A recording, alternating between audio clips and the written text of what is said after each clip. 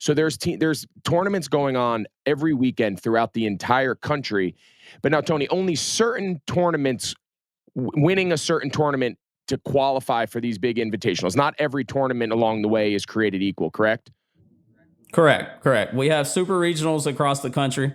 I think last year we had 40, and those are basically our top level events. And those events are when you're usually going to drag in those top teams. So to get to the PG Invitational National Championship, you have to win one of those.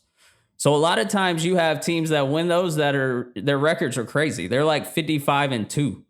So it's kind of like all the top teams in the country getting together on the field.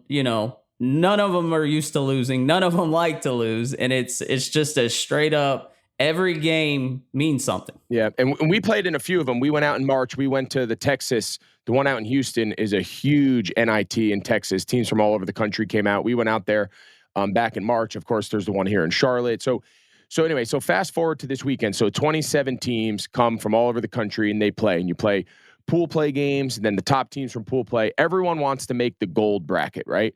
So you want to win in your pool play and you want to make the gold bracket. And then once you do, starts like a double elimination, kind of College World Series-ish type style double elimination.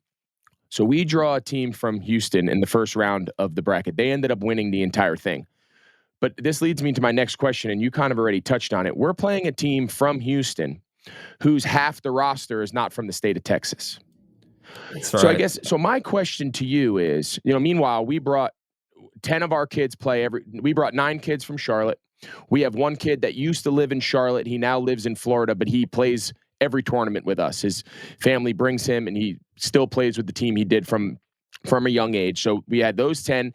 And then to add an extra kid, we added one friend of his from Florida. That was our true guest player, right? So that was our 11-man roster. 9 of our 11 kids live within 15 miles of each other in Charlotte. We're now playing a team out of Houston, which is huge to begin with. And like I said, half their roster isn't from the state of Texas, let alone Houston, Louisiana, California, New York, wherever it is. So you touched on it before.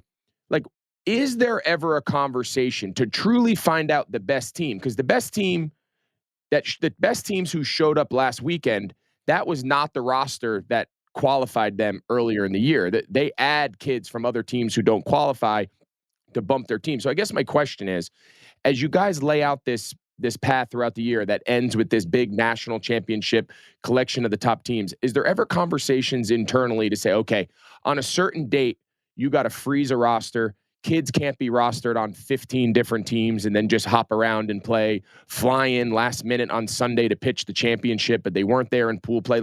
Are those all conversations that you guys have, or is your philosophy hey, you sign up for this, you make your team, you show up, we don't care? Yeah, and I hear those concerns from parents and coaches all the time, but it's people think that adding kids to a roster is an advantage. I think a hometown team that has 10 kids that play together every tournament, I think they're at an advantage, period. Because one, you're going into a tournament with experience with your teammates. The coaches know what they have. You practice together.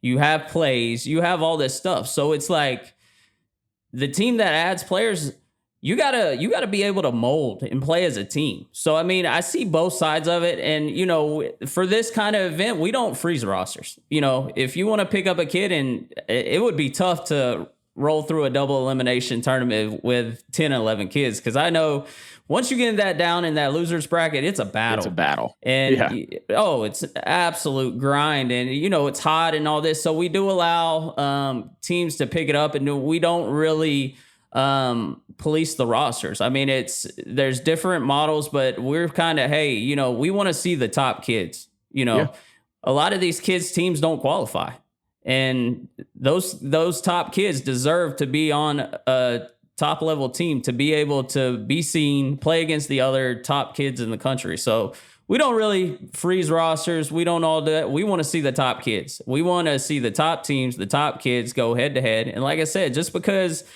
you're a hometown team, your team has honestly clearly got an advantage over these kids that pick up 3 or 4 kids the week before, and, they don't mold. They don't click, and I think there's a lot to that.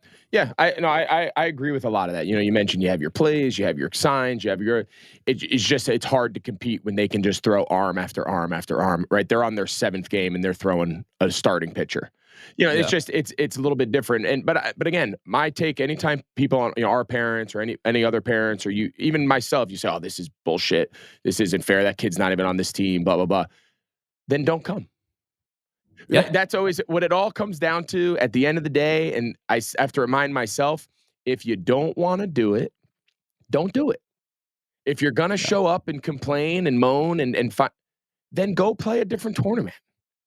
That's Yeah. this, And you know I what I mean? So I get it. I totally get it. But I'll tell you what, next year I want to make our team better because I want to come down there and fucking win. You know what I mean? Like I get it. It's super competitive and you can't help but like really buy into it, especially because you see how much the kids just like thrive and love it, you know? Yeah, I think, and a lot of people lose sight of what I mean. Yeah, wins, losses, that's great. Everybody wants to win. Nobody likes to lose. But at the end of the day, it's about getting your kid exposed, getting your kid Yep. better.